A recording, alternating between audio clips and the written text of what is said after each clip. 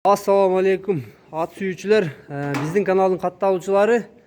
Бүгүн силерге өтө бир сонун кулун көрсөтүп беребиз. Тайсон деген кайман аты бар кулун экен жаныбарга. Неге деп Тайсон деп ат койдуңар деп суразаңар туугандар. Мына азыр көрсөтүп берейин себебин. Себеби мондай. Азыр себебин айтып көрсөтүп беребиз туугандар. Мына биринчи очередь могу сорузун карагыла. Санетін көргілі туғандар. Арқазы бачка кен кулундун. Эми алдын көрсөтөйлү. Мынаки. Омурону карагыла. Мынаки. Омурону карагыла эми туғандар. Аралыгы бир карыштай чоңоттукуна окшогон омурозу бар экен. Мынаки.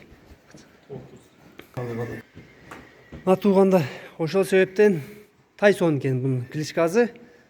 Анан 4 бутак кашкасы менен экен, 5 кашка экен жаныбар.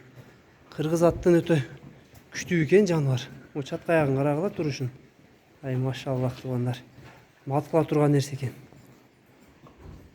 Мына туугандар ушул квадрат тайдын баазын сурап беребиз. Алды арты чоңоттукундай келген. Бул кулундун баазы, 68 миңге коюлуптур. Жаныбардын арка жактарын карагылачы. Өтө жоон экен. Кыргыз жылкы туугандар болгону да. Баазы 68 миң айтылды. Номерлерин калтырабыз. Номерлерге байланышка чыгасыңар туугандар. Мынаки баш. Мурдун эңирейген карагылачы, мурдун тешиктеринде чоңдугун.